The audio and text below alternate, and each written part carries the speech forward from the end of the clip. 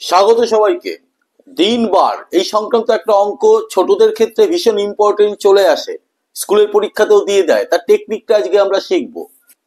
আজ শনিবার হলে 202 দিন পর, তাহলে 202 দিন পর কি বার হবে? এর সহজ টেকনিক হলো, আগে প্রথমে 7 দিয়ে ভাগ করব। কেন ভাগ করব সেটা বলছি, আগে 7 দিয়ে ভাগ করে দেখি।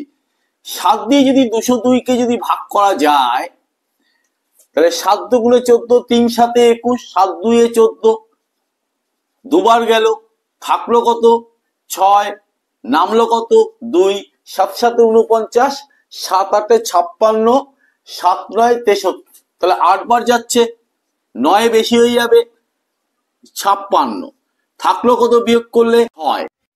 কি বার হবে এটা বের করার টেকনিকটা তাহলে হচ্ছে, শনিবার লিখে নেব, তার সাথে 6 দিন।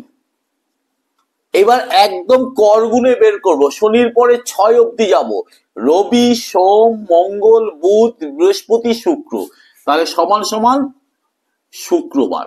এই হচ্ছে সহজ নিয়ম। এবার প্রশ্ন আসতে পারে যে 7 দিন কেন নিলাম? আসলে 7 দিন পর পর পুনরায় বারটা ফিরে আসে। আজকে যদি শনিবার হয়, ঠিক 7 দিন বাদে আবার শনিবার আসবে, তার 7 দিন বাদে আবার শনিবার আসবে।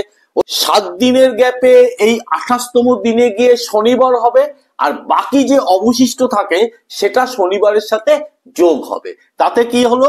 শুক্রবার হয়ে গেল। তাহলে আশা করা যায় বোঝাতে পারলাম। যদি ভালো লাগে অবশ্যই লাইক কমেন্ট এবং শেয়ার করো, আর চ্যানেলটিকে সাবস্ক্রাইব করে বেল আইকন বাটনটি প্রেস করে দিয়ে অল নোটিফিকেশনটা চালু করে দেবে। আজকে এই পর্যন্ত, আজকের জন্য টাটা, বাই।